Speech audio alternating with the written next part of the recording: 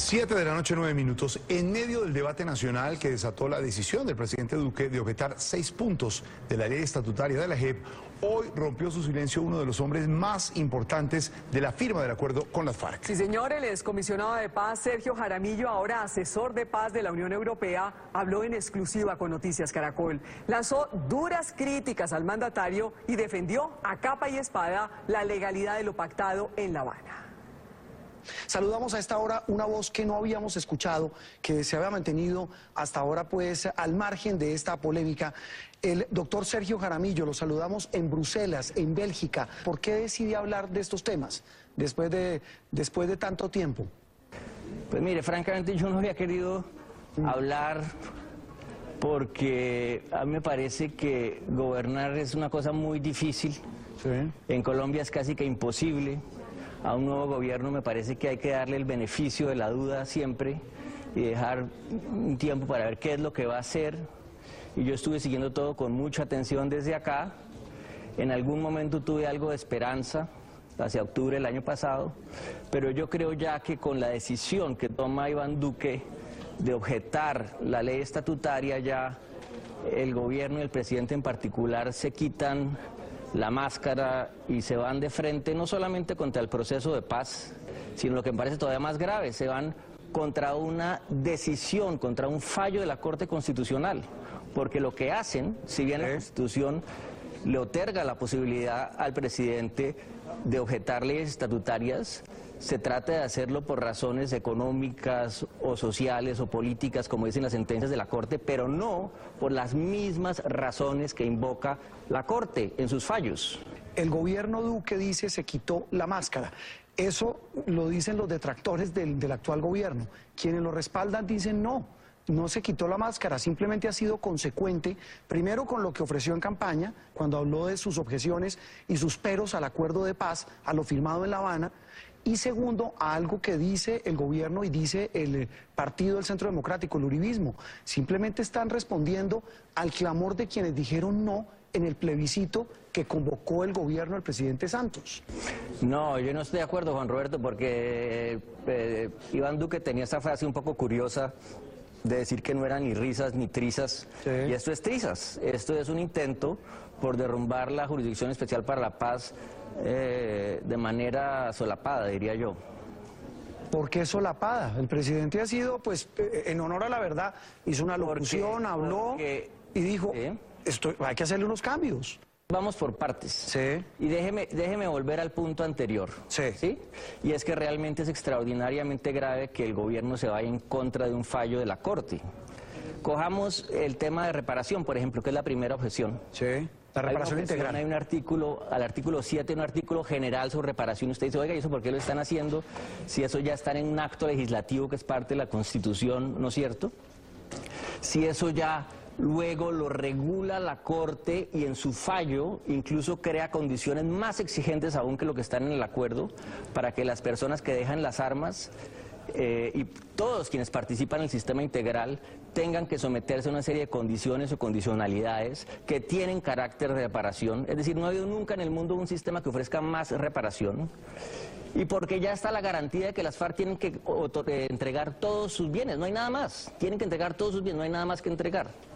Por el contrario, les puede salir el tiro por la culata, como bien dijo Yesir Reyes, creándole una obligación a nuestros hombres de las fuerzas militares, que también están en la JEP, de tener que reparar ellos individualmente con su propio patrimonio, cosa a la que siempre se opuso el Ministerio de Defensa. Ayer, en la misma alocución de respuesta de Juanita Gubertus a nombre de la oposición al anuncio del presidente, ella habló, dice, que esas objeciones van a terminar afectando las declaraciones de los militares en la JEP. ¿Por qué? Pues porque introducen una enorme incertidumbre jurídica, usted ya no sabe qué va a pasar. Y piense también, cosa que a mí me afana en extremo, piense también en todos los hombres y mujeres de las FARC que están haciendo su proceso de reincorporación en las regiones y están mirando este espectáculo, pensando que ya tenían claridad sobre el marco y cómo es la cosa. Piense cuáles son los riesgos para Colombia, los riesgos de seguridad nacional para Colombia de introducir en este momento ese nivel de incertidumbre. Francamente, a mí me parece que es una enorme irresponsabilidad del gobierno nacional.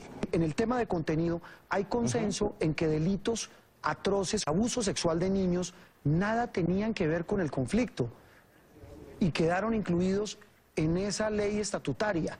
¿Eso no había que corregirlo? Entonces yo le vuelvo a decir, dividamos la discusión en dos. Sí, Bueno, sí. hay una parte formal que es absolutamente crítica y una parte de contenido. En la parte formal, el punto, Juan Roberto, es que la Corte Constitucional Ya había fallado. ya decidió sobre todos estos puntos. Ya decidió, ya falló. Entonces, si usted es el gobierno, usted no puede salir con una objeción en contra de su propia Corte Constitucional. Esa es la base del Estado de Derecho. El presidente de la República y todo su gobierno está sometido a la ley. Eso es la esencia de un Estado de Derecho y es lo que, entre otras cosas, distingue a Colombia históricamente de la mayor parte de países del continente. Sí. Desde que Uribe no trató de, francamente, torcerle el pescuezo a la Constitución, metiendo su articulito, yo creo que no había habido una crisis institucional parecida. La gente piensa que no es gran cosa. Es gran cosa porque es irse en contra de un fallo de la Corte Constitucional. Sí, y eso en la parte de lo que me dice jurídica, y en la parte de contenido, de todas maneras no era sensato que esos delitos contra niños no estuvieran cobijados por esa justicia transicional o especial, que no contempla tampoco grandes penas para quienes la hayan cometido, a pesar de que las confiesen. Yo entiendo perfectamente el sentimiento, y si usted me pregunta a mí como ciudadano qué opino, Sí. que se pudran toda la gente que puede haber cometido un delito contra niños. Estoy de acuerdo con eso. Pero en la JEP no quedaban pudriéndose. La Corte, En la JEP, cómo se organiza, cómo se organiza un sí, claro, pero el problema es que usted no puede tener jurisdicciones traslapadas. Ahí es donde comienza a enredarse la pita. Usted Sí. necesita que haya una jurisdicción transicional que tiene una prevalencia constitucional sobre todos los delitos ocurridos dentro del conflicto, y así nos duela muchísimo, y a mí también me duele muchísimo esto, pero es así, está bajo la sombrilla de la jurisdicción de la JEP. Es decir, había cosas que había que corregir, pero jurídicamente usted dice ya no se podía porque la Corte ya había emitido un fallo sobre eso. Estamos hablando de justicia en el acuerdo de paz. Mire, una cosa tan compleja como el sistema transicional Sí. que se acordó en La Habana y sus desarrollos legislativos, obviamente que todo es perfectible. A todo usted le podría hacer comentarios y anotaciones, todo lo podría usted mejorar. Sí. Pero llega un momento donde la cosa se cierra y la Corte habla. Y eso es lo que dice el Procurador General. Y yo le pido a nuestros queridos amigos del Congreso de la República que le pongan mucha atención a eso. El Procurador General de la República dijo, aquí tenemos cosa juzgada constitucional. Sí. Si no se respeta en esta ocasión, entonces tampoco se respeta en las otras. Entonces el asunto acá no solamente es la JEP, no solamente es la paz, es el funcionamiento del Estado de Derecho en Colombia, el respeto a los fallos de la Corte Constitucional. Mire, y eso me hace A mí me acordar... parece que realmente Sí. esto es un ataque a la institucionalidad. Sí, estamos otra vez en una discusión que muchos en el país creían ya superada. La famosa discusión del sapo que nos teníamos que tragar, en este caso en el de la justicia, en aras de un bien superior como era la paz y el fin del conflicto armado con uno de los grupos más terribles y sanguinarios como las FARC. Pero es que llegó un gobierno con una postura ideológica totalmente diferente que había dicho, ese sapo no estamos dispuestos a tragárnoslo. Claro, hay una discusión jurídica, pero en el campo político el gobierno ha sido consecuente con lo que siempre había dicho. Hablo del gobierno de Duque y de la postura del uribismo. Así, pero claro, usted puede decir lo que quiera en campaña, usted puede decir que no está de acuerdo con la situación de San Andrés y que usted no está de acuerdo con el fallo de la Corte Internacional de Justicia, pero usted cuando lo eligen, a usted no lo eligen simplemente para que represente los intereses de su partido, sino para que gobierne a los colombianos y respete los compromisos históricos del Estado colombiano. Para eso lo eligen. Yo me he hecho mucho la pregunta de eso. ¿Para qué Iván Duque arriesga todo su gobierno, la gobernabilidad que tiene, su proyecto político, para volver a la misma polarización y la misma discusión del pasado y negarse la oportunidad de tener un gobierno propio que deje alguna marca en la historia? Sí, el presidente. Pues la única conclusión que uno puede sacar acá es que Iván Duque cedió a los intereses de los extremistas del Centro Democrático, porque lo que tienen interés es en revivir la discusión de hace 2 años, en volver a la polarización para usarla en las elecciones que vienen ahora regionales en octubre y para sentar unas bases para las siguientes presidenciales. Usted hablaba al comienzo de este diálogo, doctor Sergio, que esto también podría hacer que se desmotive a muchos de estos jóvenes, de estos guerrilleros rasos de la base que están aún en estos espacios de reincorporación, a devolverse al monte. ¿Usted cree que eso puede terminar en eso?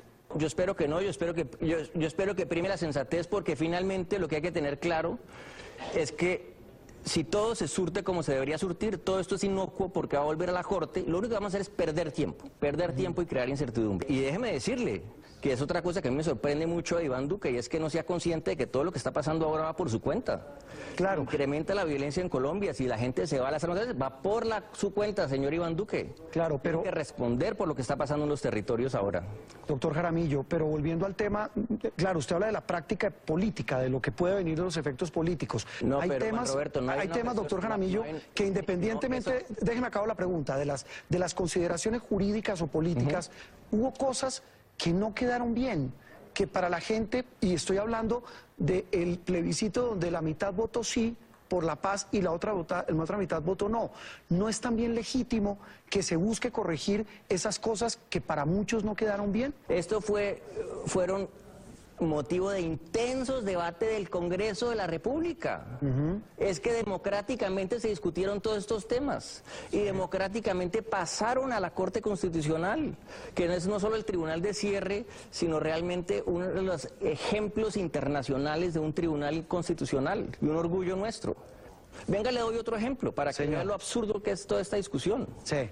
Hay una objeción sobre el tema de la selección. Yo me preguntaba, oiga, ¿cómo así que objetan la posibilidad de seleccionar cuando eso ni siquiera fue parte del proceso de paz? Porque eso fue algo que se discutió, óigame bien, en el marco jurídico para la paz. Todo eso ya está arreglado, todo eso ya está organizado. Y lo que hace la Corte esta vez, muy inteligentemente, es decir, oiga, si va a haber selección, si aplican eso, asegúrense que estas condiciones se aplican para la gente que no sea seleccionada, de manera que todos le tengan que responder a las víctimas de una u otra manera. Es totalmente sensato. Sí.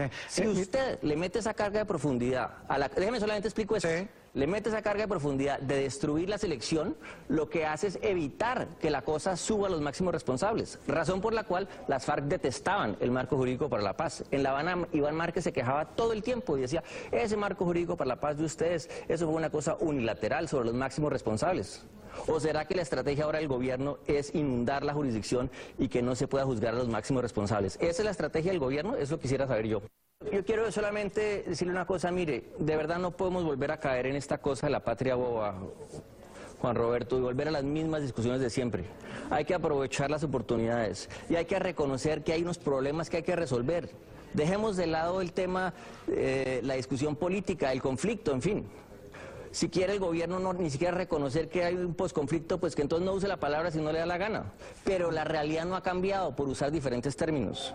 En Colombia hay millones de desplazados que necesitan atención. Hay millones de tareas que tenemos que emprender ahora para construir paz en los territorios con la gente.